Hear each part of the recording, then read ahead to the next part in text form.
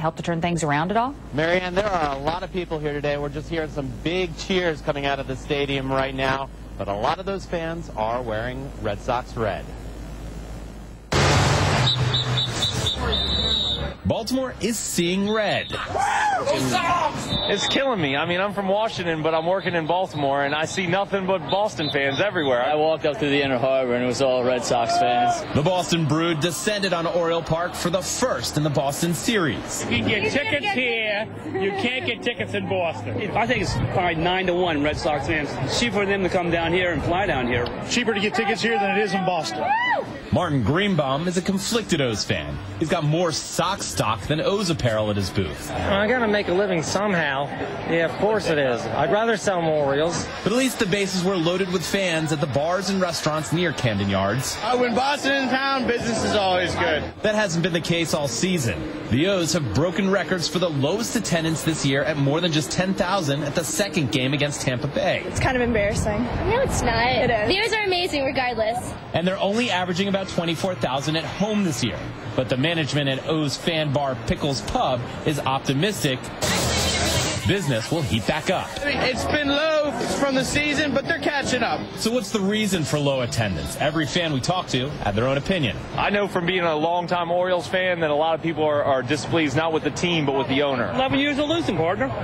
11 years of losing. 11 years of incompetent ownership. I think people aren't realizing how good they are, but once they start to catch on how good they are, they're going to start coming out more often. Then maybe the crowds will start calling it Birdland again instead of Fenway South.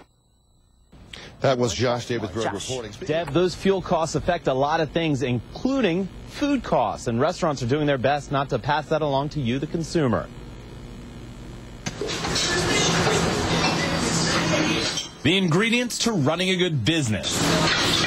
Keep the customer happy and coming back while keeping costs low, which with gas prices has become increasingly difficult. And what they're doing with oil and whatnot is they're hitting us on surcharges with the truck deliveries. Matt Sayers, the chef in charge of buying at Cafe Hun.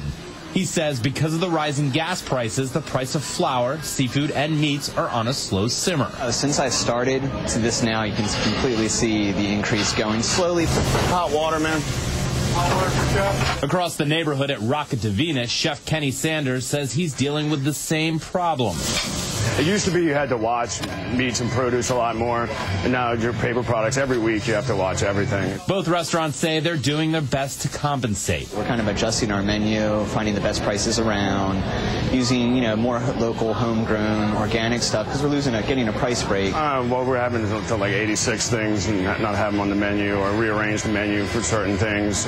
We're trying not to raise prices. Some restaurants have raised prices. Sayers has been able to keep that from happening by a little more attention to detail. We try to just make sure we're not wasting food, not overcooking anything, make sure we're cooking it perfectly, not wasting products. Even so, it's gotten to the point where it's sometimes hard to get ingredients. You can't have the consistency that we used to have because just products don't come in. But these chefs plan to keep cooking with what they can get. It's frustrating, but it's not one thing, it's another. It's the restaurant industry. And try to make sure the only thing they pass along to the customer is dinner.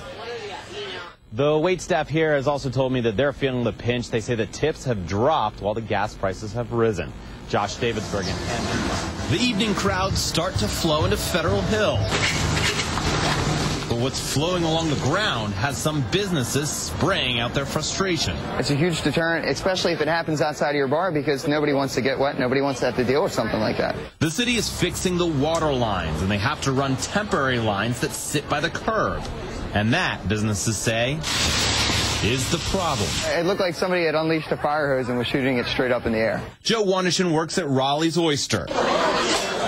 He says it happens a lot. A car jumps the curb and hits the pipe, and a geyser sprouts. God forbid it would happen right here, but everybody sitting here at the bar would get sprayed. And it's even worse for some of the people who live here. We totally lost all our water. Joe Pracco says he turned his faucet on 3 days ago and nothing came out. And even now, he doesn't have full water pressure. I was pretty irritated. Very irritated, actually, because I couldn't take a shower to get to work. The Baltimore Public Works Department insists it's the best way to update the water lines. It's a lot better than the old system where you have to dig up the entire street and replace with new pipe. Spokesman Kurt Coker calls it basic maintenance. He says the department is working around the businesses and the people who live there. This is a little more difficult area because you have to make a lot of adjustments. He says the real problem is drivers have to watch how they park. Just careful. You're not going to have this kind of a problem. This is an $8 million project. This is a good thing for the community. He says it's a project the department has to do, or in the future it could be flooded with even more problems. The Department of Public Works say if you do see a leak, you can call them at 311 and they'll come out and fix it. Live in Federal Hill, Josh Davidsburg, WBAL TV 11 News.